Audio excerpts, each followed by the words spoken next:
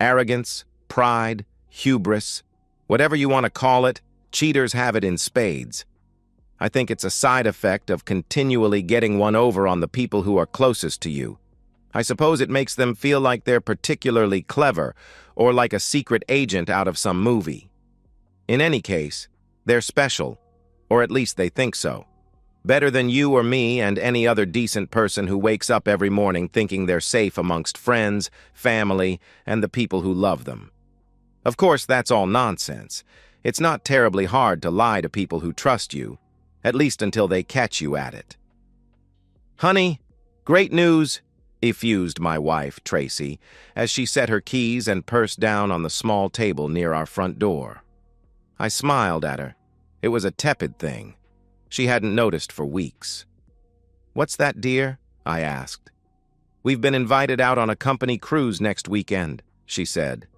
Now this was a lie, and I knew so for a couple of reasons. First off, her eyes were twitching and her smile was a bit too tight. After 10 years of marriage, I knew when she was being duplicitous, but these were two of her major tells. Secondly, I had read every single one of the text messages between her and Austin Butcher, the man she had been seeing for the last 5 months. "Wow, that's great," I said, the false sincerity practically oozing from my vocal cords. How could she not tell? "What's the occasion? Where are we going?" Tracy headed towards the kitchen and continued to talk to me over her back. "Oh, it's just for meeting our sales targets for the year, and I think we'll be heading out to a private resort for the weekend. It should be a lot of fun. Don't forget to pack a swimsuit." As I listened to the sounds of Tracy screwing around with our coffee maker, I pondered if there was any significance to the 2 more lies she just told me. You see, I knew for a fact that our destination was Butcher's private island, just a few miles off the Keys, and that the occasion was so that he could humiliate me. Text messages, remember? Just as Tracy appeared with her customary after-work Keurig cappuccino, I wondered, not for the first time, if I should just serve the divorce papers and take off for parts unknown. It definitely would be the sensible thing to do. At least far more sensible than getting on the private yacht of a millionaire that wants to embarrass you. However, I did have a couple of advantages over Butcher and my wife. For starters, I knew everything about their plans, but perhaps more importantly, the 2 of them were dumber than doctor posts. Tracy was staring at me with a smug grin, the kind of smile that made me think that her internal monologue was something along the lines of planning my humiliation. I just returned her grin, tooth for tooth, and politely asked what was for dinner. I think it slightly unnerved her. Austin Butcher was nobody special. Not really, anyway. His daddy had created a reasonably large real estate empire back in the 80s, and then had a stroke at the Piggly Wiggly, leaving everything to his idiot son. Austin then spent the next 10 years dismantling it, largely through his own incompetence. Still, he had a giant pile of money, which is what ultimately led him to my wife. My wife, Tracy, worked as a broker for a gallery that dealt in fine art and antiques, the kind of stuff that people with too much money bought, mostly because it was the only kind of long-term investment you could use to politely show someone how rich you were, since lighting cigars with $100 bills fell out of favor in the 1920s. Butcher had an office he needed to furnish, and Tracy had a commission she wanted to collect. The rest, as they say, is history. Honestly, I think it began innocently enough. I still remember Tracy walking through that door with a beaming smile, waving around a commission check like she won the lottery. It had been a hard year for us, the COVID lockdowns having turned our local economy into a tailspin, so Tracy's unexpected windfall was more than welcome. She practically leapt into my lap and kissed me with a fervor that I hadn't felt in what seemed like years. That's how depressed we all felt at the time. "Oh, honey," she exclaimed, "we have this new rich guy client and he's spending money like it's water." If I had been paying more attention, I think I would have seen the dollar signs in her eyes, hindsight being 20/20 and all that. It was kind of cute in a way. She bought me presents, at least at first. She talked about Austin all the time. That was less cute. Eventually, she stopped talking about him altogether, and I never saw her wave another check as she walked through the door, but I knew the money was still coming in. Until it wasn't. I probably would have remained blissfully ignorant of my impending date with Austin Butcher if my wife had been more intelligent. I have a theory about Austin that I won't bore you with, but to summarize in a nutshell, I think he has some serious psychological issues that express themselves in unusual ways. Sorry, I got sidetracked. Tracy is not very bright. She opened a secret bank account and used our home address. I found the statement. There was a lot, and I mean a lot of money in it. More than the both of us typically made in a year. I was a bit stunned, so I asked her in a roundabout way over dinner that night. "Hey, babe," I said while pushing my peas around on my plate. "What happened to those big commission checks? I noticed you haven't gotten one in a while." Tracy, to her credit, only dribbled her red wine out of the corner of her mouth instead of doing a full-on spit take. She floundered for a moment. The little hamster that ran the wheel in her brain was obviously chugging overtime. "I think he moved." I have to admit, I almost laughed at her. She was acting like a preteen who got called out for cheating on her boyfriend. "Oh, don't worry about him. He moved. We don't ride the bus together anymore." "You mean that big real estate guy, right? What was his name again?" I was pretending not to know who he was to allay any concerns she had that I might be onto her. It was probably a waste of effort, because as I mentioned before, Tracy is dumber than a bag of hammers. Austin something, I think," she said. Now, I'm sounding flippant, recounting all this after the fact, but at the time, Tracy's juvenile attempt at deflection hit me like a gut punch. It was at that moment that I was pretty sure my marriage was over. Still, I held out a little bit of hope. Maybe she was just seeing him for the money. I know, it sounds pathetic to me now as well. But hey, your brain plays a lot of bizarre tricks when it's trying to rationalize your entire life and a 10-year marriage going down the drain. So sue me.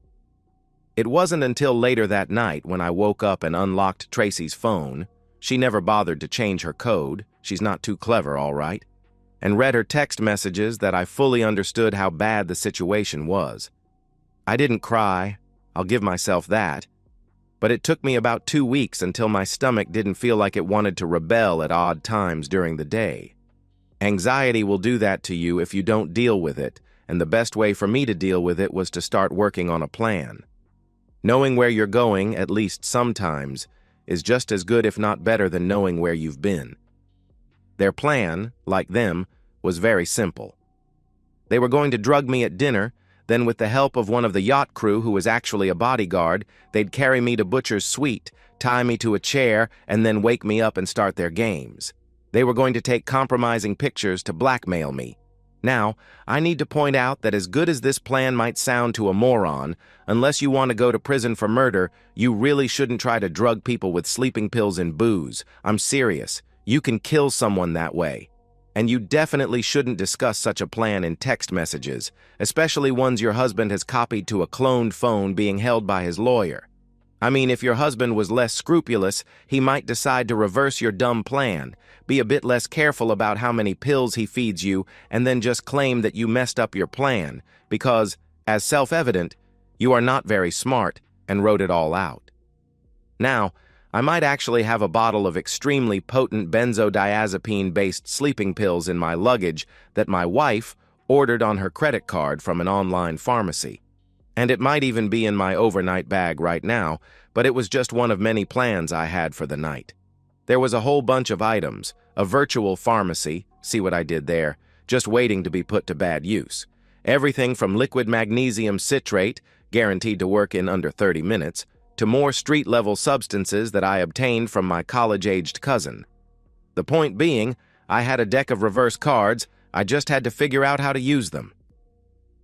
We were out cruising on the yacht. Despite myself, I actually found the sea spray coming over the bow invigorating. The crew was exactly as I expected it, a captain, a first mate, a cook, and a porter who was actually a thug. The rest of the guests were just a couple of people from Tracy's office, and her boss, Thurgood and his wife Eliza.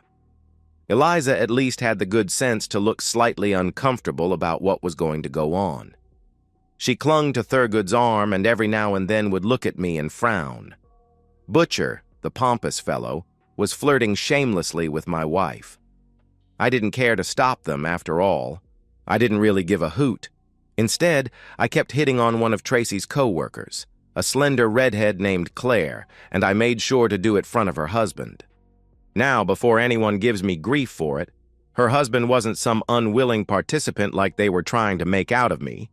He was in on the entire setup, just like Claire was, just like everyone on this little floating heap was. I complimented Claire on her bikini. I admired her appearance. I kept refilling her drink.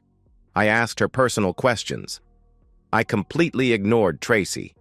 It was clear to me that no one knew what to make of my behavior, and no one was amused by it.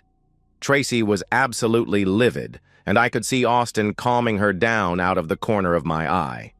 Good. We were all supposed to dine on the yacht this evening, and then, after what they had planned, we were going to lift anchor and put in on his estate for the morning. I'm certain the weekend would continue from there, with me getting treated poorly, quite literally. I had been trying to decide if I wanted to tamper with Tracy or Butcher's drink tonight. Butcher was appealing for the poetic irony of it all. The dumbass wife accidentally harms her lover instead of her husband, when I saw something off in the distance. "Hey, isn't that a whale?" I said, and pointed off the port side of the yacht. Everyone came to the side of the deck.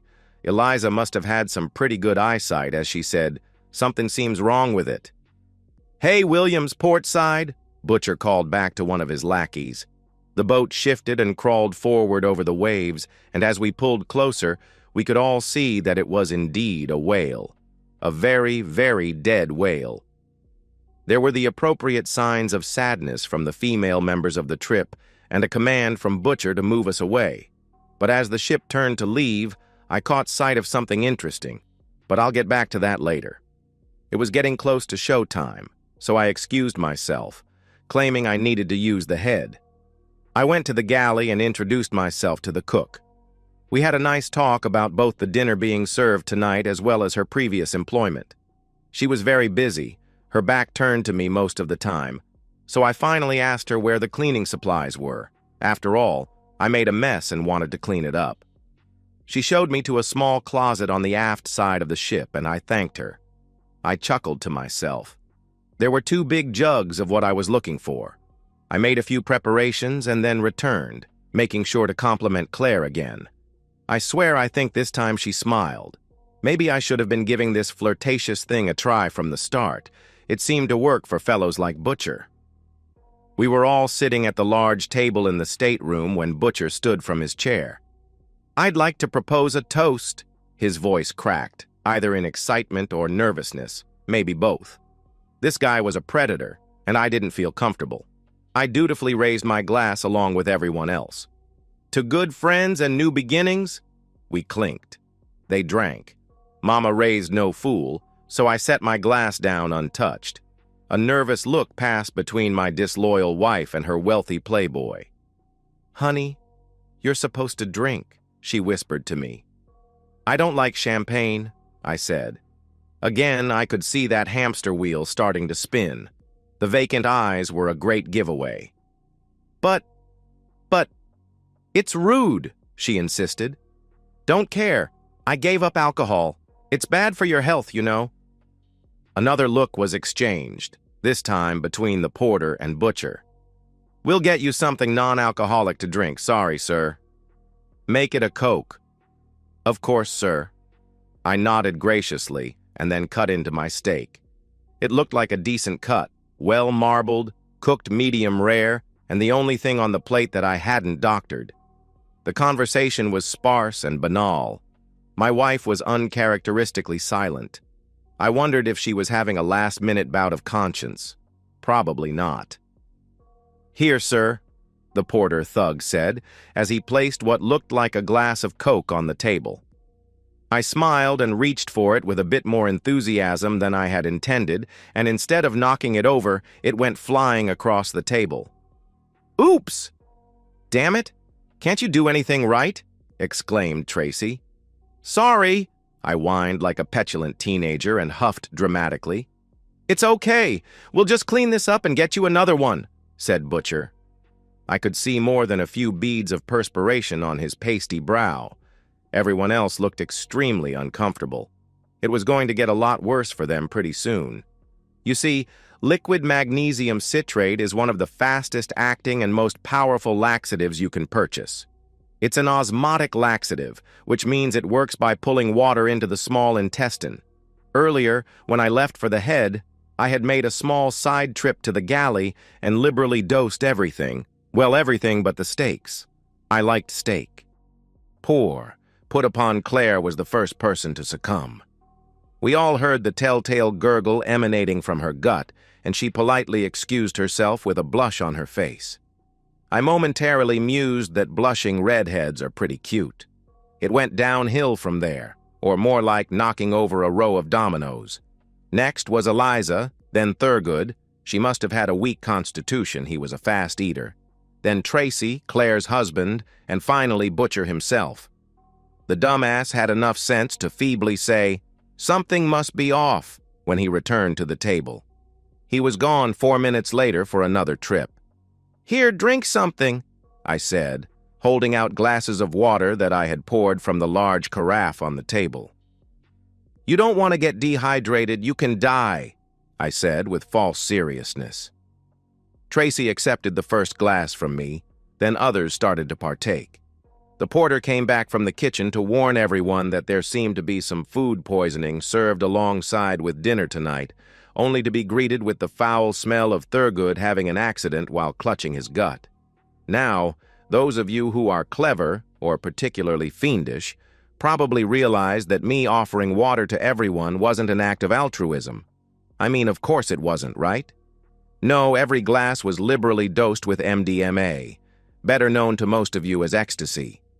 Now, if you thought a yacht filled with troublemakers literally having digestive issues was funny, just imagine that, but also experiencing altered states. I really wanted to stay and enjoy the show, but frankly, after a few minutes, the stench was overpowering. Tracy, honey, are you okay?" I asked my wife. She was prone, clutching her guts and sweating profusely. "I don't know what's wrong with me." I helped her up to her feet and led her from the room, claiming some fresh air might help her. It was cool outside, cooler than you might think for winter in Florida, even with the ocean breeze at night. "Tracy, can I ask you something?" She turned her head up from the deck and looked at me. For a moment, the moonlight caught her face, and I almost regretted what I was going to do. "Why did you do it, Tracy? Was it just for the money?" Her face, already pale, seemed to instantly lose all color. Her mouth hung open like a goldfish gasping for breath. "What?" she gasped. "Austin. Tracy, why were you seeing Austin?" My voice sounded sadder than I thought I actually was. That was interesting. "I never—" She started to lie. I cut her off. "Tracy, I know. I know everything. I know what you did. I know what you were planning to do tonight. I just don't understand why. Do you really hate me that much?" I sighed and leaned back against the railing.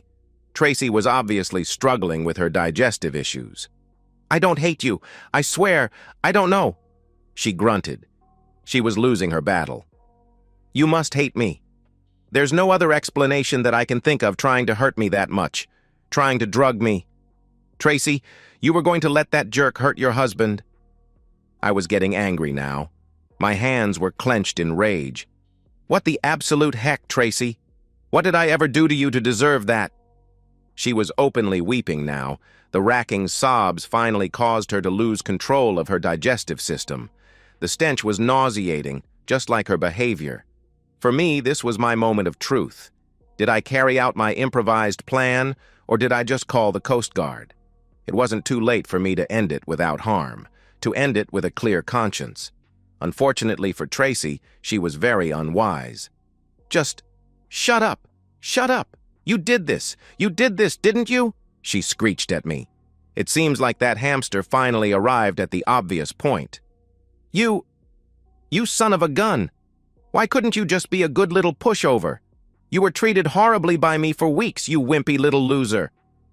The moonlight caught Tracy again, and this time, instead of the sweet and beautiful girl I married, I finally saw her for what she was, a piece of work. And you know what they do with unwanted things at sea? They toss them overboard. "Put me down!" she screamed as I heaved ho and tossed her over the port side of the yacht. It wasn't that far down, but she hit with an impressive splash. There was a blessed moment of silence, and then she broke the surface of the water, and the yelling began again. "You jerk! Get me out of here, you loser!" she screamed. I sighed. What an unpleasant person. You see, as I mentioned briefly before, it was winter in Florida. A lot of people probably don't know this, but I was a science teacher, and as observed earlier in the day, when it's winter in Florida, sometimes schools of great white sharks retire to our waters. The interesting thing I saw before dinner was the telltale dorsal fins circling the half-eaten whale corpse. This alone wouldn't mean much, but I'm a science teacher, and hell, I love Shark Week on television. I watch it every time it's on. I knew that there were two things that sharks really love, more than blood even, sound and urea. Well, Tracy was making a lot of sound, especially with her thrashing around in the water. The urea was supplied by the 2 big jugs of ammonia I had tipped out an open window on my way back to complimenting Claire. Tracy was just launching into another round of insults when she let loose with an unearthly wail. "My leg!" she bellowed. Yup, just like catnip for sharks. Or sharknip, I guess. I hadn't thought it would really work, and truthfully, I would have been just as happy to see her drown at this point, but the science teacher in me was more than a bit tickled. After all, it's always nice to see an experiment come to fruition. I leaned over the rail and yelled right back at her. "We're divorced, you jerk!" She didn't have a rejoinder for that. I think the shock was setting in. I didn't stick around to see what happened. I wasn't that sick, and besides, I had tasks left to do. Returning to the stateroom, I saw most of the crew and guests passed out on the floor. The big guy, Williams, looked like he had overdosed by downing the rest of the carafe of ice water I had left on the table. Butcher appeared to have succumbed to the sleeping pills I had put into his drink. His fingertips were blue, and his breathing was shallow. I found his room, tampered with his luggage, switched a couple of bottles in Tracy's, and then, with a theatrical sigh, I did the last thing I wanted to do tonight. I locked my cabin door and ingested the same substances that I had given the others. It was going to be a long night. The aftermath went much better than I had anticipated. Williams, the thug, had expired as I suspected. His awful boss lived, but that ended up working out well for me when the cops looked through my missing wife's phone and found out about the plan to drug me that night. The fact that she had some highly powerful sleeping pills and MDMA in her luggage, as well as more in her car and office, were the veritable smoking gun. Butcher, of course, was the real culprit. He had messages between him and Williams discussing the plan and even procuring MDMA and Rohypnol for his evening entertainment with me. The case went public, and it was a huge scandal, so big that even Butcher's millions couldn't buy him out of it. He ended up going to jail for a bunch of drug, assault, and conspiracy charges. I sued him extensively in civil court, no pun intended. No one could find Tracy at first. There was some speculation in the media that she had fled the country. I was interrogated by the police. They bullied, they bluffed, but eventually they had to relent as they had nothing. I hadn't even filed for divorce. I hadn't used a PI. I didn't need to. The 2 morons gave me all the evidence I ever needed. And I had never told my lawyer why he was holding a phone for me. I'm sure he suspected something, but hey, suspicion wasn't enough for him to go to the police, especially once I discussed with him my plans about suing Butcher's estate. Like my unfaithful wife, his eyes lit up with dollar signs at the prospect of commandeering some of the wealthy man's many millions.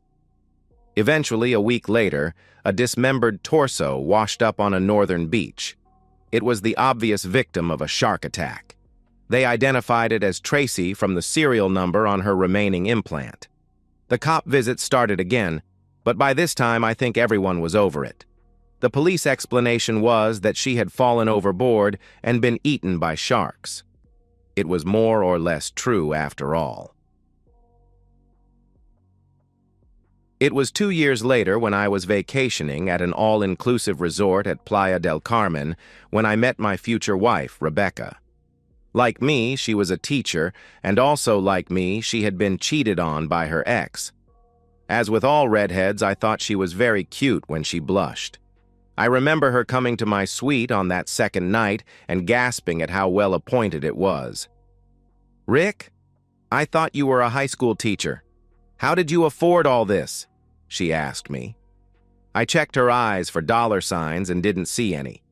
She took the scotch I had made for her and reclined on the couch. "Well, my dear," I said with an impish grin, "you see my lawyer. He was a real shark." And so, we've reached the end of today's story. Was it what you expected, or did it take a twist you didn't see coming? I'm curious to hear your thoughts. Share them in the comments below, and let's get a conversation going. If this story kept you hooked, make sure to hit that like button. And if you're new here or just haven't subscribed yet, now's the perfect time to join our community. I bring you fresh, captivating stories every day, so click that subscribe button and turn on notifications so you never miss out. Thanks for watching, and I'll see you in the next one.